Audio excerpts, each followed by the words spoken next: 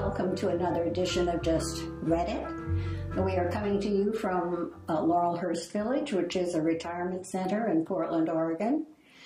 With me today, of course, is Susan Stoner, my co-host and author of a wonderful Sage Adair mystery series. We can't say turn of the century. It's turn of the, what, 19th century now? Or Yeah, 1900s, early 1900s. I'm in the middle of her last one, The Mangle, about the women's union and laundry worker. It's a cliffhanger. It's great. My guest, or our guest today, is Kate Ristau. Yes. Okay. Kate has a book called Clock Breakers. It's middle age, would you say, Kate? Yeah, fiction? Yes, for 3rd through 7th graders. And it's about Charlie, and she's a girl in a wheelchair, and she gets the key to go back in time. All right. And is this your first novel? This is my second. This is my first for middle grade. My first novel was Shadow Girl, which is about, it's a fairy story about a girl from Ireland, and it goes back through Celtic mythology, too. Okay. Well, we're just delighted to have you with us today, Kate. Now, I'm going to put your book aside. Don't be offended. Because today we are talking about a New York Times bestseller. So sorry about that. Under the Harrow by Flynn Berry. It is a mystery, and we're going to put you on the hot seat, Kate, to start us off and tell us a little bit about the book and how you felt about it. Gotcha. So Under the Harrow is, like you said, it's a mystery, and it follows along with Nora, the main character, who comes to go see her sister, and she finds her sister died. And so it just goes through and figures out the story of how she died and what happened.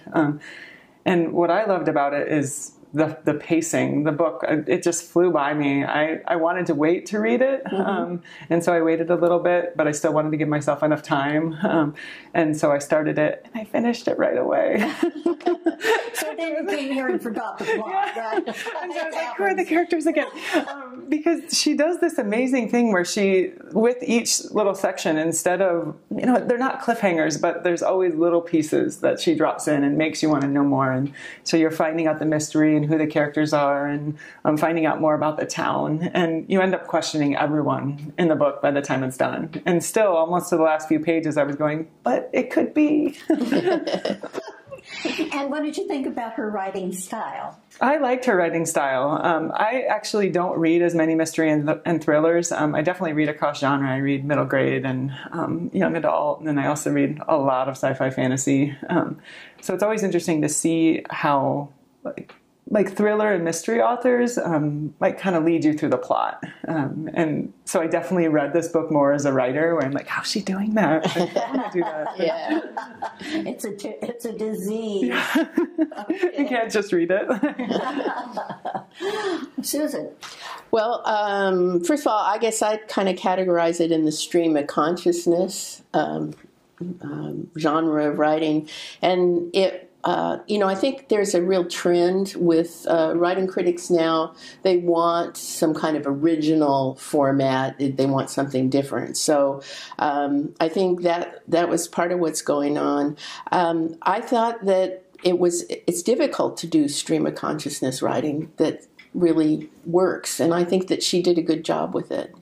I have to say, though, that I found the character a little overwrought and hard to identify with. And,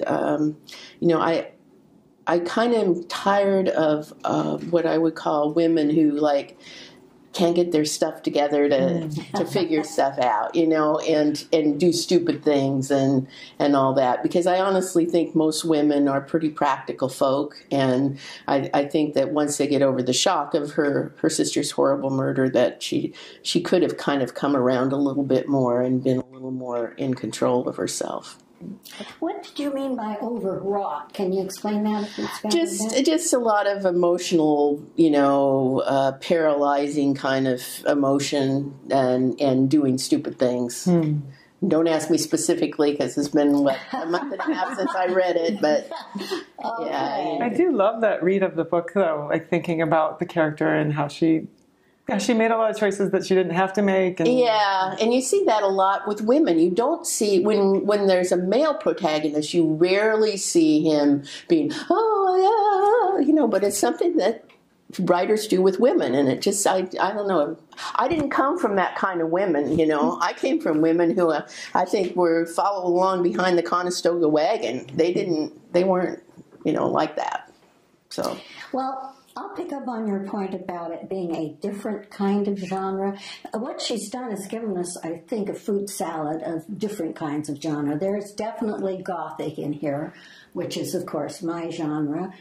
There's certainly mystery, but I would call your overwrought, it's a psychological novel. It's very much getting into the psychology of shock. So you've got a lot of genre mixes. I thought she did it very, very well. I'm like you, Kate, in that she tricks you into believing that this person or that person, oh yeah, I know who did it. And she fools you right unto the end.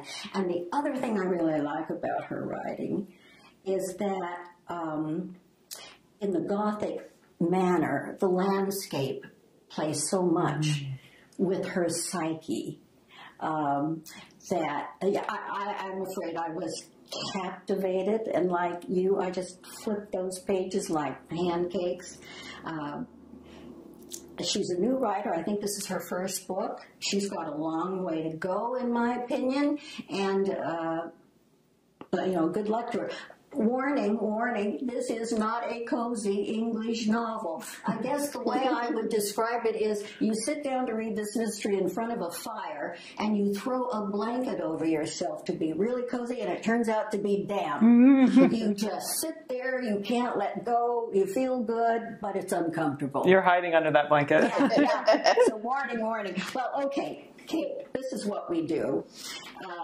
This little glass here and the little marbles. The red means just read it. You go out, audience, and read it. And the blue means better have a cup of coffee. Oh, this is hard. So what's your judgment?